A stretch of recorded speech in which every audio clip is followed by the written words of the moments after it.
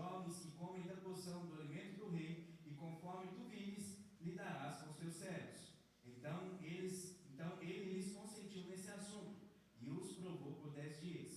E ao fim de 10 dias, os seus semblantes aparentavam mais belos e mais gordos na carne do que todos os outros jovens, que comeram a porção do alimento do rei.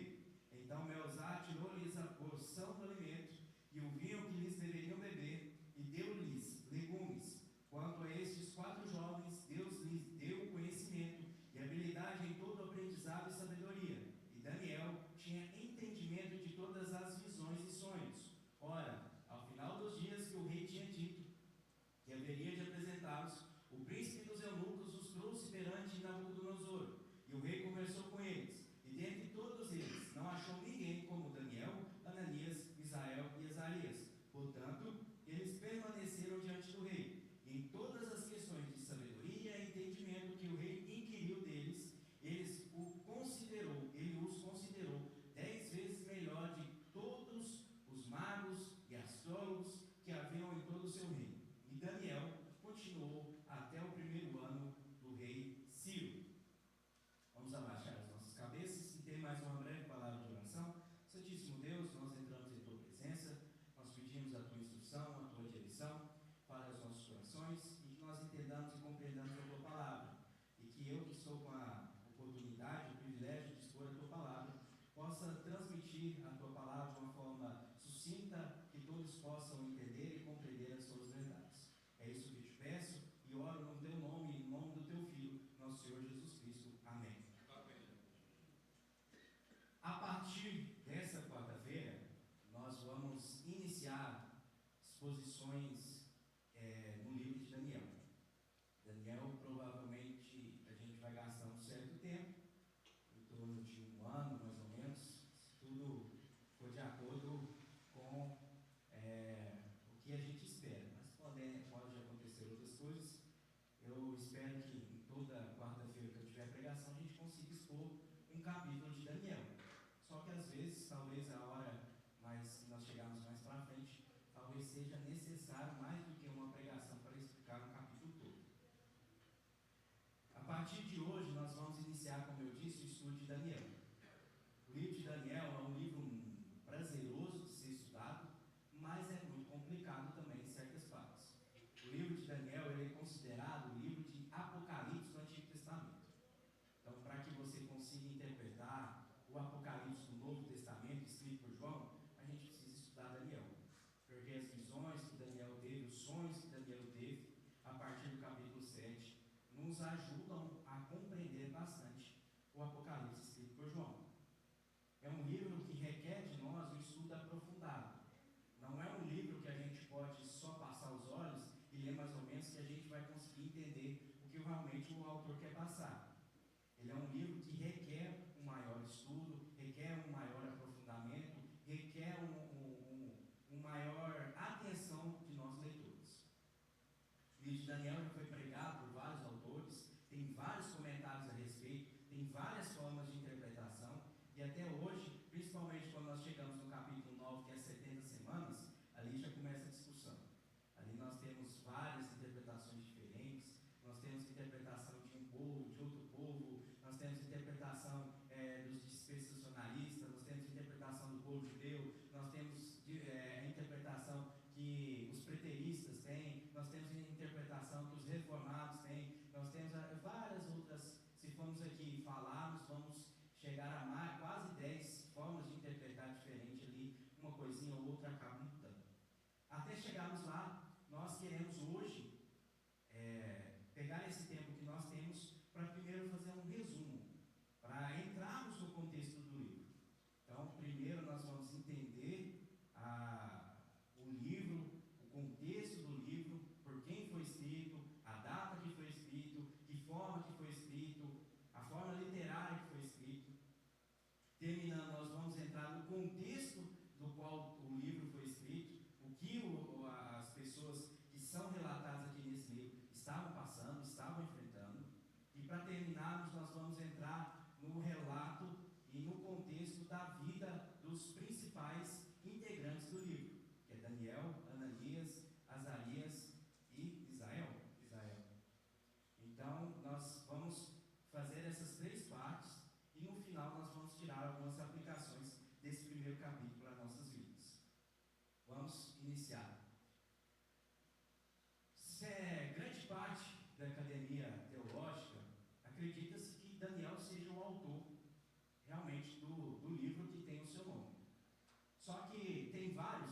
vários escritores, vários autores que questionam se é realmente Daniel que escreveu o livro.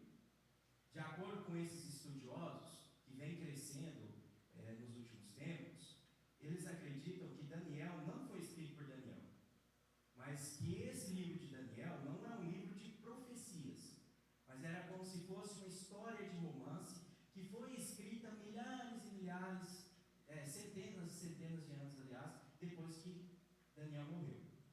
Então eles acreditam que esse livro tenha sido escrito por volta de 130, 140 a.C., na época de Antíoco Epifânio, que foi um rei grego que governou a região ali de Jerusalém durante um tempo, foi colocado a responsabilidade de governar aquela região nas suas costas, e ele governava a região.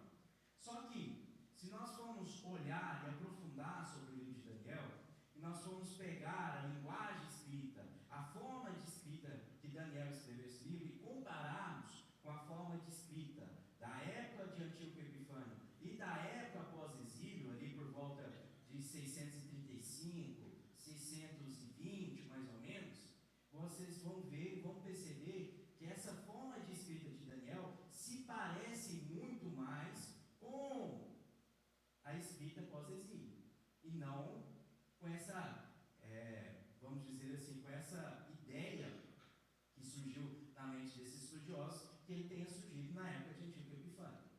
E não só isso, muitos desses estudiosos que acreditam que não foi Daniel o escritor, eles falam que Belsazar, que era o rei, outros reis que são citados ali, são citados de forma equivocada, ou são citados e não existem provas de sua existência. Então eles acreditam que não pode ter sido um livro escrito realmente por Daniel, mas que pode ter sido um livro escrito bem depois e de uma forma de um conto de romance, tipo um conto para expor uma história fictícia, uma história que foi enfeitada, que foi trazendo um contexto, tipo, vamos supor, para a gente entender, uma Branca de Neve, uma história criada para trazer um conto de que tudo vai dar certo, que no final tem os felizes para sempre. Só que, de acordo com o que a gente tem visto nos últimos anos, principalmente depois do século XX, grandes descobertas arqueológicas têm sido feitas. E esses reis que Daniel cita, já foram encontradas provas de sua existência. Então, esses que criticam a autoria de Daniel, já estão ficando sem munição para atacar a escritura do livro, ou seja, de quem é o autor do livro. Então, eles tentam, não, mas a forma de escrita, a forma de grafia, a forma de contar, os reis que não estão sendo escritos na cronologia certa, mas o livro de Daniel, hoje em dia, a gente já consegue comprovar melhor a autoria de Daniel, e que os fatos relatados por Daniel são fatos verdadeiros, porque já tem várias coisas encontradas na arqueologia que comprovam toda a veracidade do livro. Nós sabendo do que o autor deste livro é Daniel, nós também sabemos que ele escreveu esse livro por volta de 635 a.C., no 6º século a.C. Logo ali pós-exílio, na época de Ciro, mais ou menos, ele deve ter escrito esse livro. Esse livro até hoje nos traz ensinamento para os nossos dias. Muitos acreditam, não, mas esse livro é tão antigo, não vai trazer nada, as suas profecias já foram todas cumpridas na época da destruição de Jerusalém, ou foram todas cumpridas na crucificação do Messias. Mas não, se nós formos estudar Daniel, nós sabemos que tem muitas profecias do livro de Daniel que vão se cumprir na segunda vinda de Cristo. E aqui em Daniel ele fala de falsos profetas, ele fala de um chifre pequeno, que muitos consideram como o anticristo, que vai ser levantado para subjugar aqueles que são cristãos, aqueles que são seguidores de Cristo. Fala de ilustrações parecidas com aquelas da besta do Apocalipse, entre várias outras coisas. O livro de Daniel, ele foi escrito em 2 idiomas. Ele foi escrito no hebraico e foi escrito no aramaico. Se nós pegarmos no original do capítulo 1, versículo 1, até o versículo 3 do capítulo 2, é em hebraico. É como se Daniel estivesse direcionando essa parte para o povo dele, para o povo qual ele fazia parte. Do versículo 4 do capítulo 2 até o último versículo do capítulo 7, já é escrito em aramaico. Aramaico era a língua mais falada ali naquela região, naquela época. Então era como se, esses dois primeiros capítulos, eu quero direcionar ao povo de Israel. Os demais, eu quero que todo mundo fique sabendo. Eu quero que esse livro chegue ao conhecimento do máximo de pessoas possíveis. Eu quero que eles vejam e conheçam esse Deus da melhor forma possível. Eu quero que essas pessoas que hoje vivem aqui na Babilônia e no reino babilônico, que conhecem vários outros deuses, conheçam realmente quem é o Deus verdadeiro. Que eles passem a entender e compreender que existe apenas um Deus, que todos os demais são apenas cópias. Cópias falsas que não vão ter a mesma eficácia do que o Deus verdadeiro. Então era como se Daniel estivesse direcionando essa parte aramaico para que todas as pessoas tivessem conhecimento. E acaba caindo na parte do sonho de Nabucodonosor, da forma como que Nabucodonosor foi humilhado, se transformando em quase um lobo no meio do pasto, um gado, comia até capim. Conta a história de Belsazar, que foi humilhado quando apareceu uma escritura na parede, e ele disse: você foi pesado na balança, e fosse achado em falta. Conta a história de Daniel na cova dos leões, conta como os amigos de Daniel foi livrado da fornalha de fogo.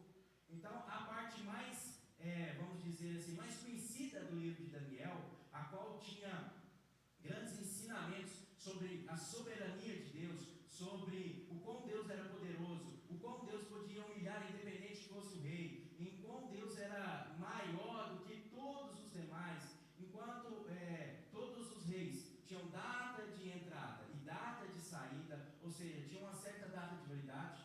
Todo mundo sabia que o rei hoje está entrando para governar, mas logo logo ele ia morrer e ia vir o próximo. Só que ali, em Daniel, ele mostra que todos os reinos têm fim. Só que o reino do Messias, que é o reino de Cristo, é um reino eterno. Isso nós vamos ver. Era como se ele estivesse mostrando, falou assim: não adianta vocês confiarem nesse Deus de vocês. Não adianta vocês depositarem a sua confiança em Nabucodonosor. Não adianta vocês depositarem a confiança nos reinos que virão, nos governantes que virão. Vocês têm que depositar diante do Deus soberano. É o Deus que está no controle de todas as coisas. É o Deus que libertou meus amigos da fornalha de fogo. É o Deus que fechou a boca do leão e não deixou que eu fosse comido. É o Deus que fez grandes governadores, grandes reis serem humilhados, como Nabucodonosor e Belsazar. É como se ele estivesse mostrando para aquele povo o poder de Deus. E isso nós vemos relato também, de uma forma parecida, no Pentateuco. Quando Moisés demonstra cada detalhe das 10 pragas do Egito. E como Deus humilhava cada Deus do Egito, em cada praga. Mostrando para aquela nação que ele era soberano.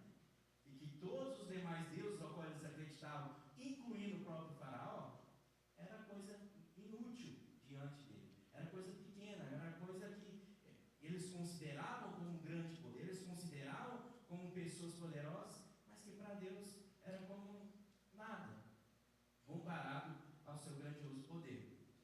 O estilo de escrita de Daniel, ele foi dividido em duas partes. Ele foi dividido na parte histórica, narrativa, a qual Daniel, ele começa a narrar toda a história que ele sofreu, o que ele passou, as coisas que eles viveram, as dificuldades que eles enfrentaram ali, os sonhos que Nabucodonosor teve, as interpretações que ele deu a esses sonhos. Só que, do versículo 1 ao 6, ou do capítulo 1 ao capítulo 6, ele conta toda a parte narrativa. Quando chega no capítulo 7, do 7 ao 12, que é o último capítulo, já muda completamente. Você está ali numa historinha, está lá, ó, Deus na estátua, aí Deus humilha Nabucodonosor, Deus livra os amigos de Daniel da fornalha, Deus livra ele da cova dos leões. Você vê Deus agindo e tal, você fala assim: nossa, que história legal, isso é muito bom,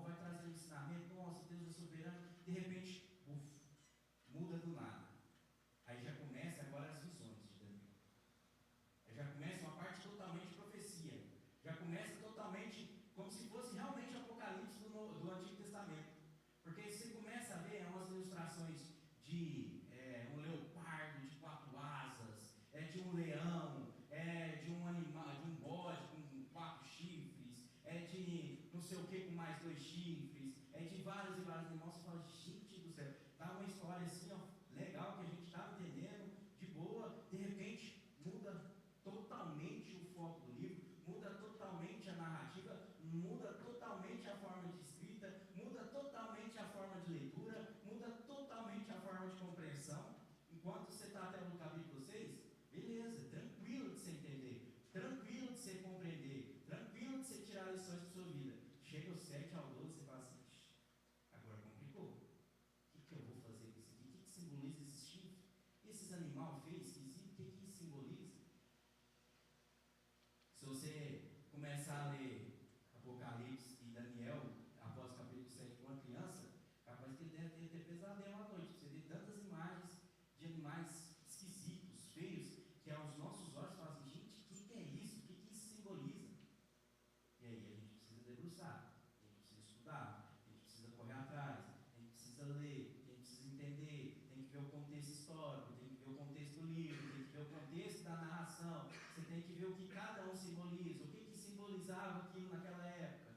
E aí você vai aprofundando. Aí você vai conseguir compreender um pouco o que era aquela visão de Daniel. Nós sabemos quem é o autor, nós sabemos a data, nós sabemos os idiomas usados, nós sabemos os estilos usados na inscrição do livro. Nós agora precisamos saber por quê. Por que eu preciso estudar o livro de Daniel? Por que o livro de Daniel é importante para mim? O que eu trago de lição para a minha vida no livro de Daniel? O que o livro de Daniel vai mudar ou acrescentar na minha vida? O porquê que eu preciso estudar? O porquê que eu preciso ler? O porquê que eu preciso meditar nesse livro? A primeira coisa, ele ajuda nas compreensões das visões escatológicas, que é as visões dos últimos tempos. Apocalipse ajuda na questão de outros profetas também, de Ezequiel, Isaías, que vão te dar todo um suporte para você conseguir compreender o Apocalipse de João. Hoje em dia, quando você conversa com uma pessoa e fala, por exemplo, nossa, eu estava lendo Apocalipse, fala assim, nossa, você deve ser muito inteligente, porque aquilo já está Apocalipse, eu não estou como não. Aquilo ali é muito complicado, aquilo é muito difícil, aquilo parece que embaralha a minha mente, aquilo, nossa vida, eu não sei nem como que eu treino que está na Bíblia, porque eu não entendo nada que eu leio ali. E muitas das vezes a gente não entende, justamente porque a gente não procura estudar profundamente o livro. O livro de Apocalipse não é um livro tão difícil igual a gente coloca para fora, expressa. Não é. O Apocalipse ele tem uma forma de ilustração que para nós parece difícil de entender, mas a mensagem de Apocalipse é muito clara. A mensagem de Apocalipse nos traz um conforto muito grande. É o conforto que, independente das perseguições que vão vir, Deus sempre vence no final. E isso mostra que, com Deus, nós somos vencedores. Não importa quantas dificuldades nós vamos passar, não importa quantas perseguições nós vamos passar, nós estudamos com o Eliezer Wallace as 7 igrejas do Apocalipse. Quantas delas estavam passando por dificuldades, provações, perseguições? A Apocalipse foi escrito justamente, primeiramente, para aquelas igrejas, para dar um alento, para dar um conforto, para assim, ó, vocês estão passando dificuldade, mas vem coisa boa por aí, desiste não, continua, o melhor está por vir, Deus vai voltar, Deus vai te trazer salvação, e essa salvação vai te trazer a oportunidade de você estar com Ele nos céus. Ali você não vai ter mais dor, ali você não vai ter mais dificuldade, ali você não vai mais ser perseguido, mas para isso você precisa permanecer firme, para isso você precisa permanecer na fé, para isso você tem que ser lavado as suas vestes pelo sangue do Cordeiro, para isso a sua vida tem que pertencer ao Cristo Jesus. Continuando, traz palavras de conforto e esperança. Nós podemos olhar, talvez nós estamos aqui,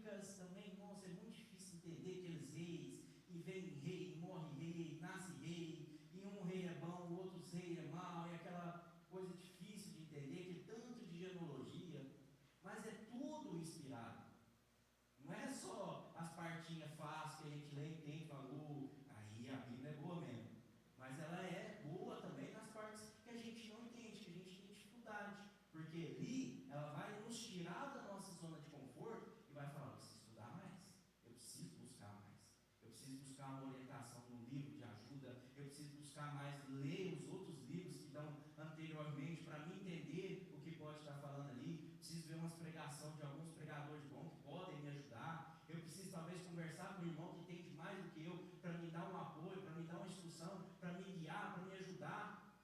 E assim você cresce, as outras pessoas que estão com você crescem, e assim nós crescemos com a igreja. Quando nós estamos dispostos a ajudar um ao outro a crescer em conhecimento. Assim a igreja cresce em sabedoria. A igreja cresce não só em quantidade de membros, não só em tecnologias, não só em avanços financeiros, mas ela cresce na questão de sabedoria. Ela começa a se firmar melhor na questão da sã doutrina. Porque se nós como cristãos, se nós como membros da igreja, nós não estamos preparados para o mundo lá fora, quando questionarem a nossa fé ou vierem com a falsa doutrina, nós vamos cair facilmente, nós vamos ser levados facilmente. Mas se nós estivermos preparados, bem estruturados na palavra, bem alicerçados no conhecimento da palavra, pode vir qualquer dificuldade, pode vir qualquer provação, pode vir qualquer momento ruim, e você vai ter a força para continuar. Pode vir falsos ensinamentos, pode vir coisas tentando te desviar do caminho certo, mas você vai perseverar, você vai estar no caminho certo, e você vai ver que, como diz Salmo 119, 105, a Bíblia é luz para o seu caminho. Você vai ver o caminho que você tem que ir. A Bíblia é aquela que salva e transforma vidas. Quantas pessoas eram presas nas drogas, no cigarro, na bebida, prostituição, eram pessoas totalmente longe dos caminhos de Deus, mas que começaram a ler a Bíblia, estudaram e tiveram as suas vidas totalmente transformadas. Mudaram da água para o vinho, saíram dos seus vícios, saíram daquilo que passavam. Quantas pessoas queriam tirar as suas vidas, quantas pessoas estavam achando que era o fim, e leram a palavra de Deus e conseguiram conseguir o conforto para continuar, para batalhar, para pelejar, porque aí você olha e fala assim, não, Deus está aqui, e todo o meu sofrimento vai compensar demais pelo que Ele vai vir. Meu sofrimento hoje aqui na terra é muito pequeno em vista de tudo que tem sido preparado para mim. Ele foi citado pelo próprio Jesus Cristo. Em Mateus 24:15, no sermão escatológico de Jesus Cristo, Jesus cita o próprio profeta Daniel. Jesus fala assim, como Daniel disse, quando vier o homem da desolação. Então Jesus, quando vai expor o seu sermão escatológico, ele usa o profeta Daniel como base. Isso nos leva a falar assim, o próprio Jesus lia o livro de Daniel, tinha conhecimento do livro de Daniel. Quem sou eu para não ter? Ezequiel, o profeta, fala muito bem de Daniel, fala que era um homem justo, um homem que realmente tinha uma integridade, realmente tinha uma vida totalmente diferente. E se nós lemos a Bíblia, tudo que fala de Daniel nela, você não vai ver coisa ruim, você só vai ver coisa boa sendo falada dele. E isso pode nos trazer muitos ensinamentos para as nossas vidas. Passa para mim, por favor. Aí, obrigado.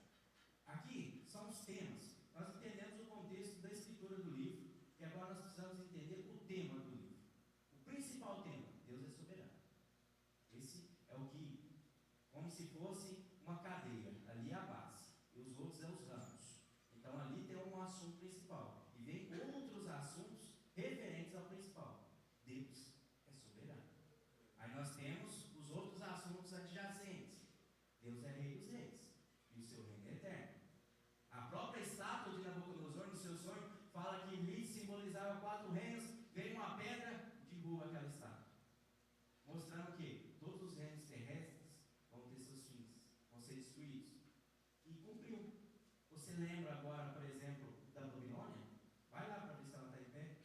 Dos medos e dos persas, da Grécia, Roma, entre outros reinos que foram destruídos durante o tempo, que eram reinos que na época eram majestosos, mas passaram. Mas o reino de Deus é eterno. Deus controla todo mundo, cada coisa, cada canto. É como se ele tivesse um controle, sentado na poltrona e falasse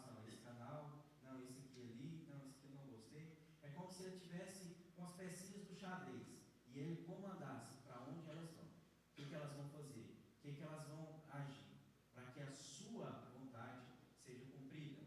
Deus castiga o pecado dos pecadores. Não adianta você chegar na igreja e achar que nós vamos falar para você só do Deus bonzinho, Deus misericordioso, do Deus amoroso. Imagina, judeus, descendentes de Abraão, um povo chamado por Deus, liberto do cativeiro do Egito, 40 anos com Deus ali, protegendo e amparando esse povo, e no final Deus castigou os pecados deles. Imagina aqueles que não são filhos de Deus. Imagina aqueles que até hoje não entregaram as suas vidas a Deus. Imagina até aqueles que até hoje não pediram perdão dos seus pecados a Jesus Cristo. Imagina aqueles que até hoje não tiveram as suas vestes lavadas pelo sangue de Cristo Jesus. Se Ele castigou e puniu os pecados até do povo que Ele escolheu, que Ele separou, imagine de nós, pecadores. Deus intercede nos eventos da história em prol dos seus. Você vai ver que Deus não livra Daniel da cova dos leões. Deus não livra Ananias, Azarias e Misael. Ele não livra eles da cova do fornalho ardente. Mas Ele está com eles durante. Deus não vai te livrar das provações. Deus não vai te livrar ou fazer as coisas tudo ficar fácil para você, não. Deus não vai chegar e falar assim, tá aí, ó, tapete vermelho para você, meu filho. Você não vai ter dificuldade nenhuma. Tudo belezinha, maravilha. Não. Mas Ele prometeu que em cada momento difícil Ele vai estar com você. Que cada momento de provação, que cada momento de dor, Ele vai estar lá. Se todos te abandonarem, Ele vai estar lá enxugando as suas lágrimas. Ele vai estar lá intercedendo na história para te ajudar, para te auxiliar, para te confortar, para te amparar. Deus, a soberba procede à queda. E Deus conduz cada detalhe para que esses culminem no cumprimento da sua vontade.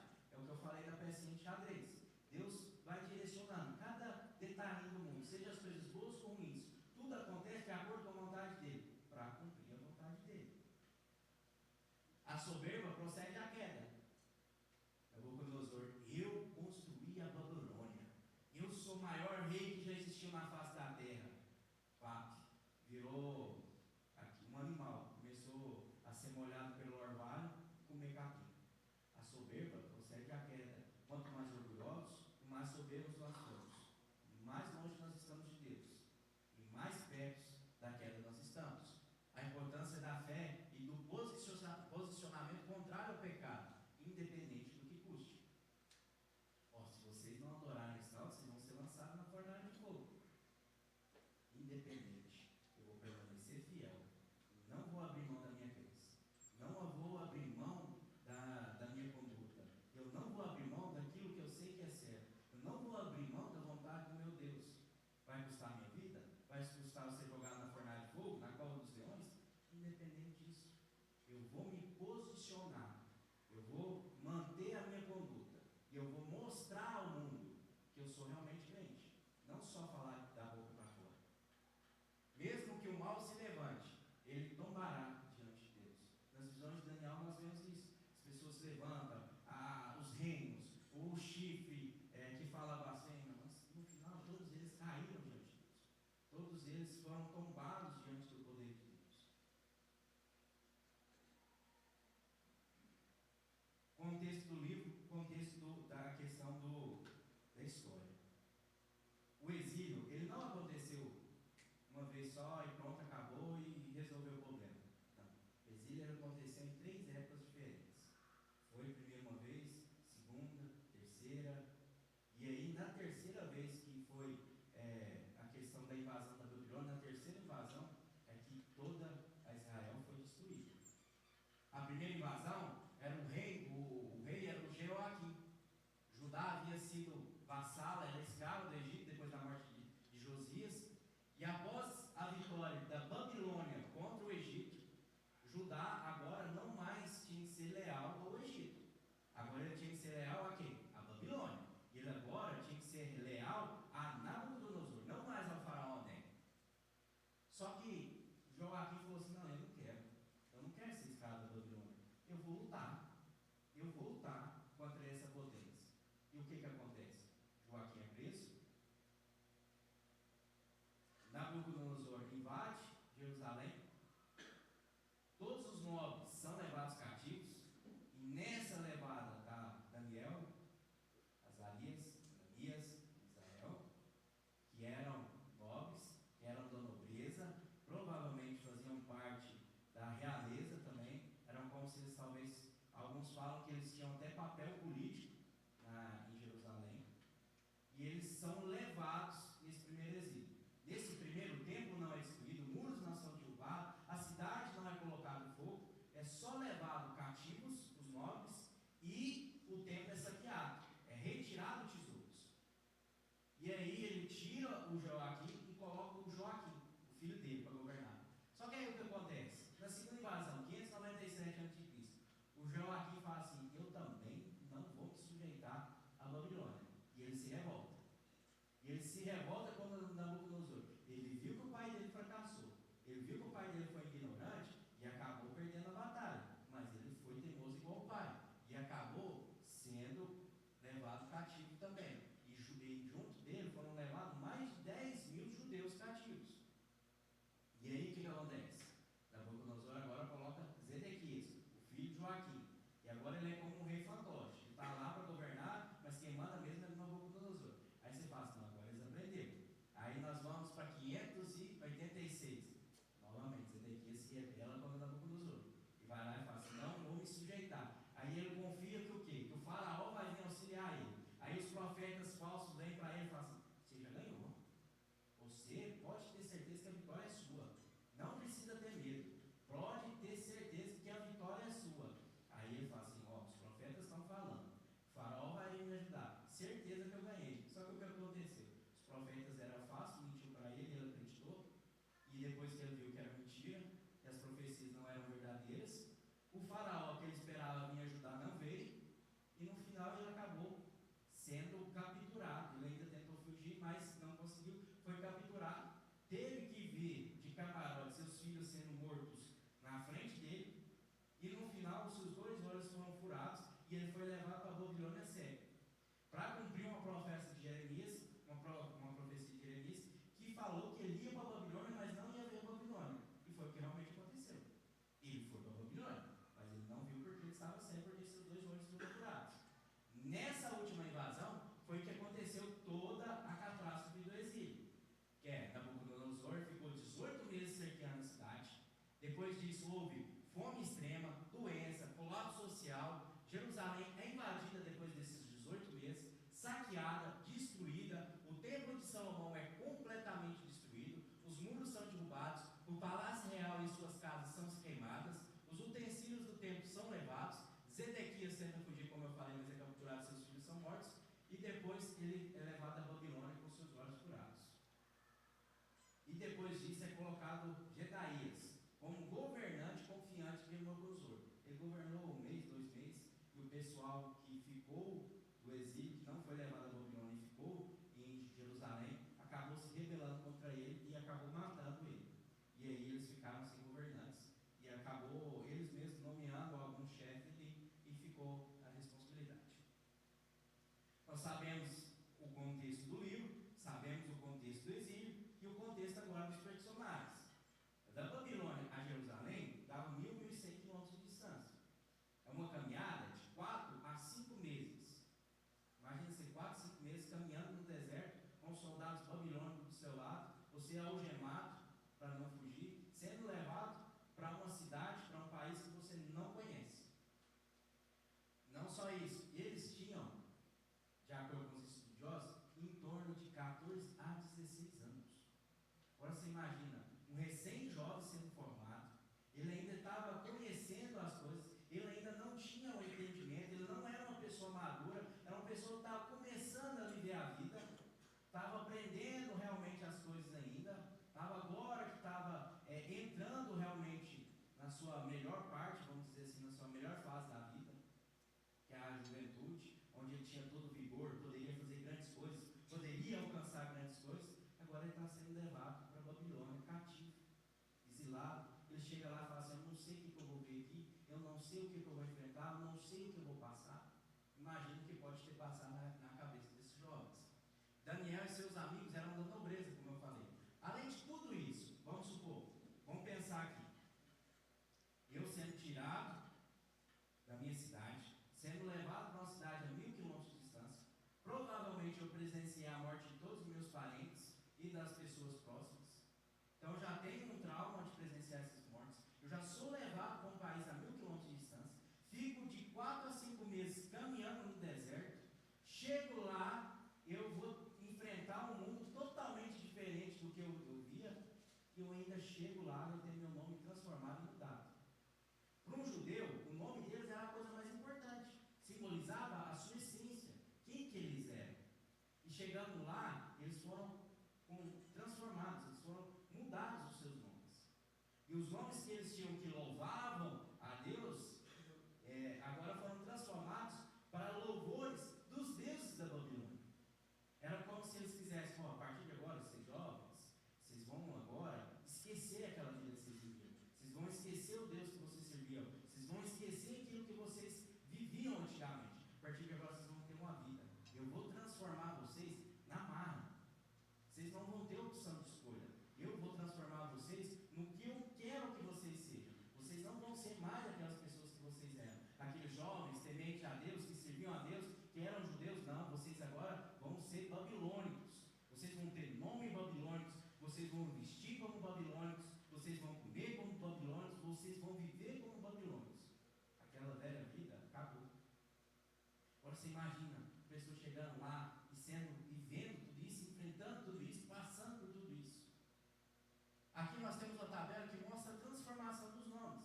Daniel, simbolizado Deus é meu juiz, virou Deus protege.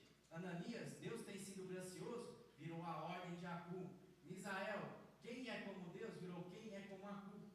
Azarias, o Senhor tem ajudado. E Abednego, que é a transformação babilônica, é servo de negro.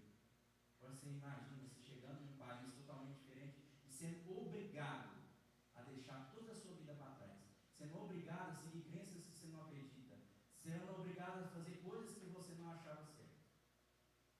E aí, se fosse eu, se fosse você se sujeitaria a isso? Você ficaria calado, com medo das consequências? Ou você faria como eles, os 4, e se posicionaria e não deixaria essas coisas acontecer?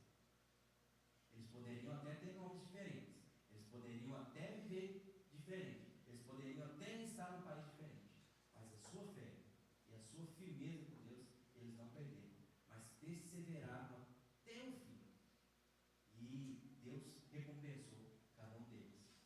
Algumas lições para nós terminarmos o primeiro capítulo.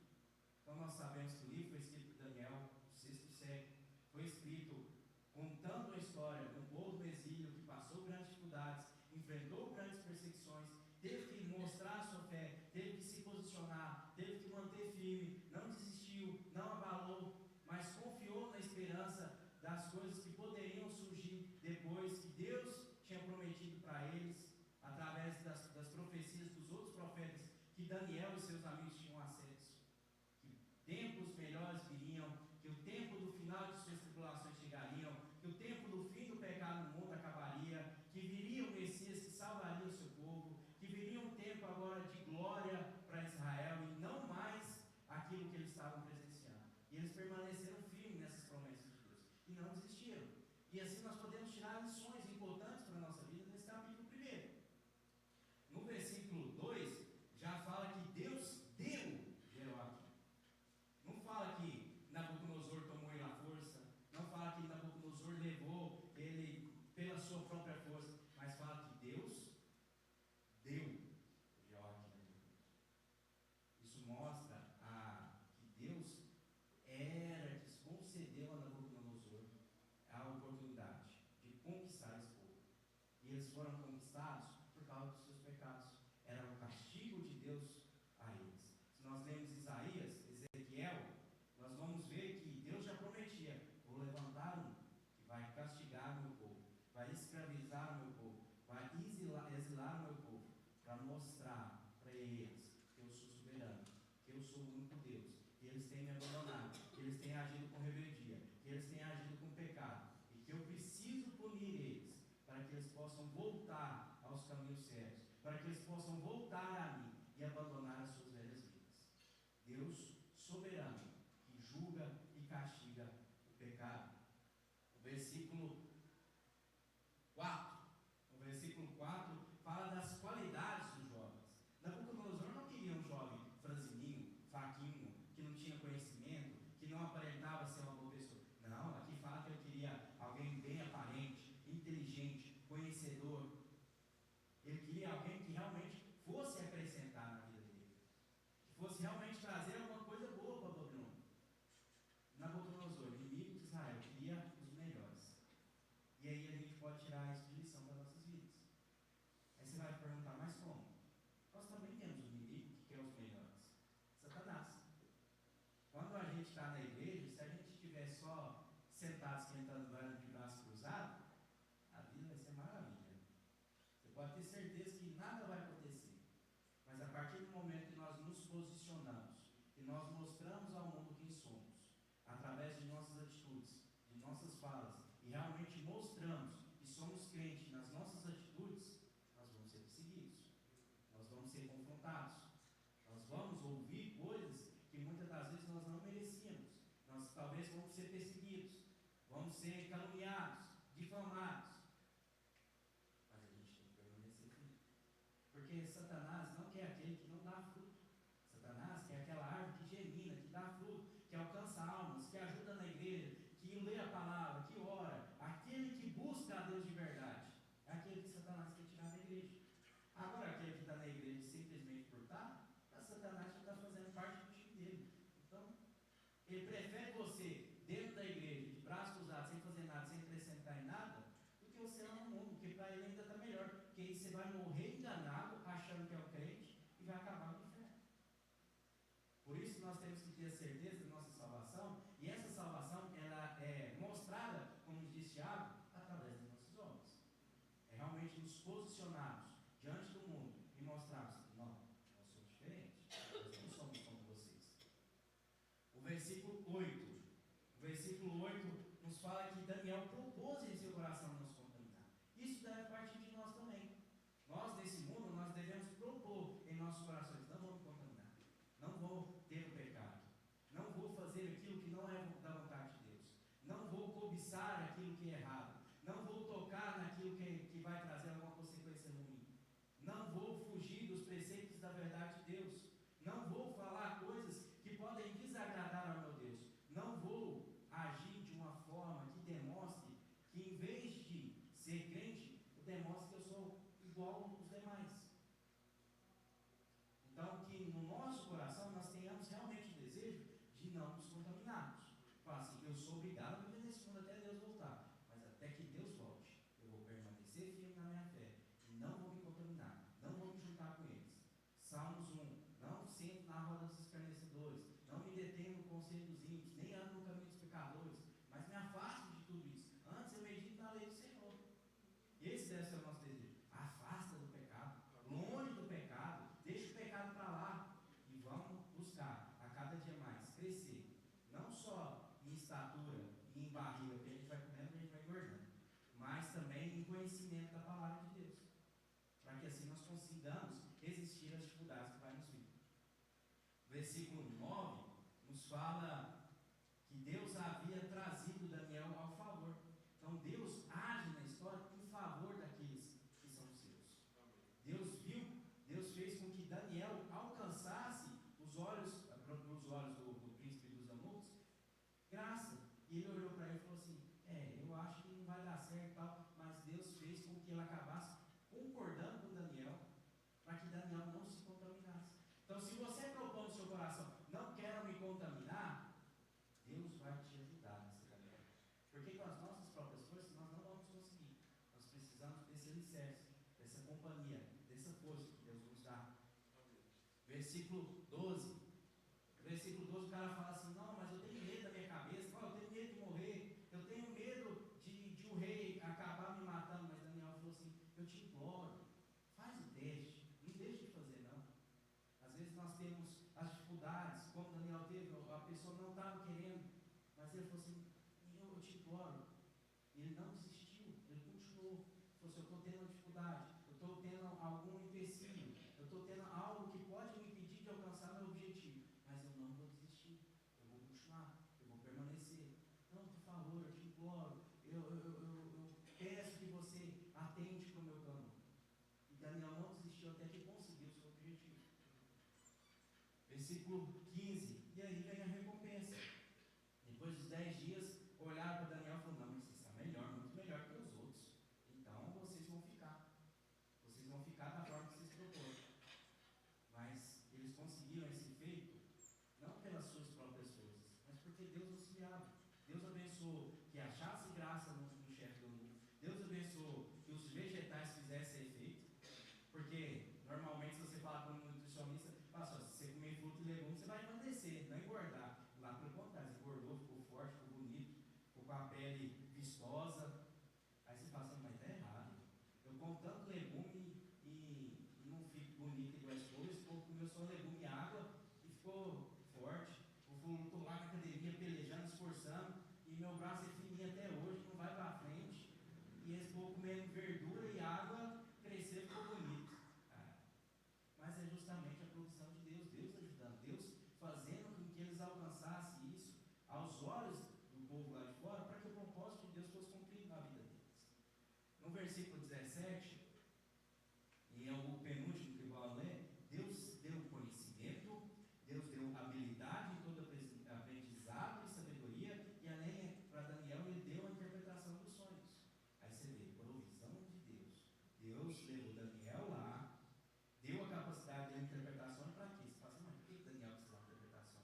Pouco tempo depois, no próximo capítulo, no capítulo 2, já conta um sonho que Nabucodonosor precisou que fosse interpretado. E Daniel tinha esse dom que Deus deu. Então, através de Daniel, a mensagem de Deus estava sendo levada àquele reino.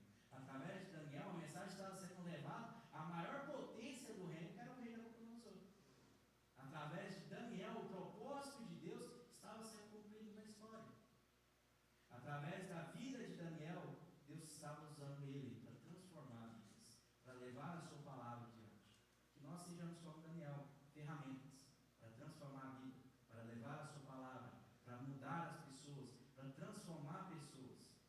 Que esse seja nosso objetivo, ser instrumentos da vontade de Deus, para que tudo seja cumprido. E os versículos 19 e 20 nos fala que o rei ficou impressionado com eles.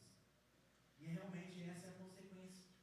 Quantas pessoas olham para você e vão ver você está seguindo a Deus, propõem em seu coração não se contaminar, orando, buscando a Deus para Deus te posicionar, para Deus te ajudar a permanecer firme. No final as pessoas vão olhar para você e falar assim, eu quero a sua vida. Eu quero ter a mesma vida que você tem. Você é diferente. Seu jeito de falar é diferente. Seu jeito de andar é diferente. Seu jeito de viver é diferente. Sua conduta é diferente. Eu quero ser assim também. Eu quero essa transformação para mim. Mas para chegar lá, o caminho é difícil. O caminho é árduo. O caminho é complicado. Por isso, nós devemos perseverar e não desistirmos. E nos posicionarmos todos os dias contra o pecado. Para que nós não sejamos vencidos. E pelo contrário, sejamos ferramentas de Deus. Para que possamos dar muitos frutos. E levar a palavra dele adiante. Não talvez com palavras, que sejam com palavras talvez, mas principalmente com atitudes. Pelo nosso exemplo, pelo nosso testemunho, transforme vidas. Da mesma forma que o testemunho de Daniel e seus amigos transformaram o mundo. E que Deus nos dê a capacidade, a força, a sabedoria para nós não desanimarmos, não nos enfraquecermos, mas perseverarmos até o fim, para estarmos com Ele na glória, recebendo tudo quanto Ele tem nos dado. E se você ainda talvez não tenha Cristo no seu coração, não deixe essa oportunidade passar. Não deixe que talvez você chegue no seu lar, na sua casa, sem ter Deus no seu coração, sem desfrutar dessa transformação, sem ser uma nova criatura. Deus tem o melhor para você, mas você também precisa aceitar. Você precisa aceitar o melhor de Deus. Ah, qual que é o melhor de Deus?